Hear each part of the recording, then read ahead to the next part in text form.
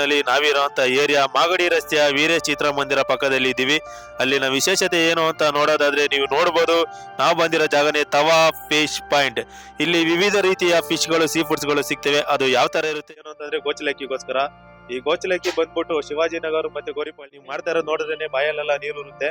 ಇದೆಲ್ಲ ಇದು ಜಿಲೇಬಿ ಇದು ಜಿಲೇಬಿ ಟೈಗರ್ ಬಾಂಗ್ಲಾ ಇದು ಜಿಲೇಬಿ ಅದು ಟೈಗರ್ ಜಿಲೇಬಿ ಅದು ಟೈಗರ್ ಜಿಲೇಬಿ ಬಾಂಗ್ಲಾ ಇದು ಟೈಗರ್ ಬಾಂಗ್ಲಾ ಹಾ ಇದು ಸಿಲ್ವರ್ ಅದು ಫಿಶ್ ಕಬಾಬ್ ಅದು ಪಾಂಪ್ಲೆಟ್ ಡ್ಯಾಮ್ದು ಟೈಗರ್ ಪ್ರಾನ್ಸ್ ಹಾ ಟೈಗರ್ ಚಿಡಿ ಅಂತ ಹಾ ಅದು ಕೋಲಾ ಶಿಶಿಲ ಅಂತಾರೆ.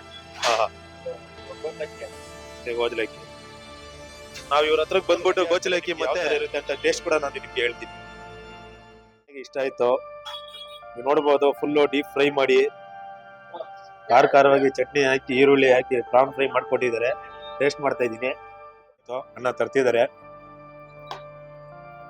ನಿಮಗೆ ಫುಲ್ಲು ಇಂಟ್ರೆಸ್ಟ್ ಬರ್ತಾ ಇರುತ್ತೆ ತಿನ್ಬೇಕು ಅಂತ. ನಿಜವಾಗ್ಲೂ ಟೇಸ್ಟ್ ಅಂತೂ ಬೇರೆ ಲೆವೆಲ್ ಅಲ್ಲೇ ಕೊಡ್ತಾ ಇದೆ. ನೋಡ್ಬೋದು ಇವರು ಮಸಾಲೆ ಎಲ್ಲ. ಓಕೆ ಫ್ರೆಂಡ್ಸ್ ನೋಡ್ಬೋದು ಬಾಂಗ್ಡಾ ಫಿಶ್. ಓಕೆ ಫ್ರೆಂಡ್ಸ್ ಬಾಂಗ್ಡಾ ಫಿಶ್ ನೋಡ್ಬೋದು. ಬಾಲದಿಂದ ಬಾಡಿವರೆಗೂ ತಿಂದು ಹಾಕಿದ್ದೀನಿ. ಇನ್ನು ಉಳಿದಿರೋದು ತಲೆ ಮಾತ್ರ. ಆ ತಲೆನು ಸಖತ್ತಾಗಿದೆ. ಇವಾಗ ನಾವು ಬಾಂಗ್ಡಾ ಆಯ್ತು, ಪ್ರಾನ್ಸ್ ಆಯ್ತು, ಪಾಂಪ್ಲೆಟ್ ಆಯ್ತು. ಇವಾಗ ಕೊನೆಯದಾಗಿ ಟೀತರ್ ಫ್ರೈ. ಬೆಂಗಳೂರಿನಲ್ಲಿ ಅತಿ ಕಡಿಮೆ ಜಾಗದಲ್ಲಿ ಸಿಗುವಂತ ಕ್ವೀನ್ಸ್ ಬರ್ಡ್ನ ಟೀತರ್ ಫ್ರೈನ ನಾನು ಟೇಸ್ಟ್ ಮಾಡ್ತಾ ಇದ್ದೀನಿ.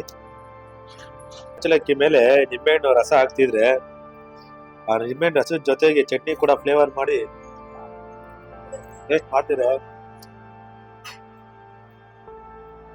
ಗೋಚಲಕ್ಕಿ ಅಂತೂ ಯಾವ ತರ ಟೇಸ್ಟ್ ಇರುತ್ತೆ ಅಂತ ಅನ್ಕೊಂಡೆ. ಬಟ್ ನಾನು ಬೇರೆ ಸುಮಾರು ಕಡೆ ತಿಂದಿದ್ದೀನಿ. ಬೆಂಗಳೂರಲ್ಲಿ ಕಡಿಮೆ ಕಡೆ ಸಿಗೋದು ಈ ಗೋಚಲಕ್ಕಿ. ನಾನು ತುಂಬಾ ಎಲ್ಲಾ ಕಡೆ ಹೋಗ್ಬೇಕಾದ್ರೆ ಕೇಳ್ತಾ ಇರ್ತೀನಿ ಗೋಚಲಕ್ಕಿ ಮಾಡ್ತೀರಾ ಅಂತ. ನನಗೂ ಯಾರೋ ಒಬ್ರು ಹೇಳೋದಂತೆ ಜಾಗದಲ್ಲಿ ಗೋಚಲಕ್ಕಿ ಮಾಡ್ತಾರೆ ಅಂತ. ನಾನು ಮೇನ್ ಈ ಗೋಚಲಕ್ಕಿ ತಿನ್ನಕ್ಕೆ ಅಂತ ಬಂದೆ. ಆದ್ರೆ ಇಲ್ಲಿ ಇರೋಂಥ ವೆರೈಟಿ ಐಟಮ್ಗಳು ಫಿಶ್, ಪ್ರಾನ್ಸು, ಗೋಚಲಕ್ಕಿ ಎಲ್ಲ ನೋಡಿ ಎಲ್ಲಾದ್ರಲ್ಲೂ ಒಂದು ತಗೊಳ್ಳೋಣ ಅನ್ಕೊಂಡೆ. ನನಗೆ ಇಷ್ಟ ಆಗಿರೋಂಥ ಆಮ್ಲೆಟು, ಬಾಂಗ್ಲಾ, ಗೋಚಲಕ್ಕಿ ಇದಿಷ್ಟು ಟೇಸ್ಟ್ ಮಾಡಿದ್ದೀನಿ. ಎಲ್ಲಾನು ಕೂಡ ಸಾಕಾಗಿದೆ.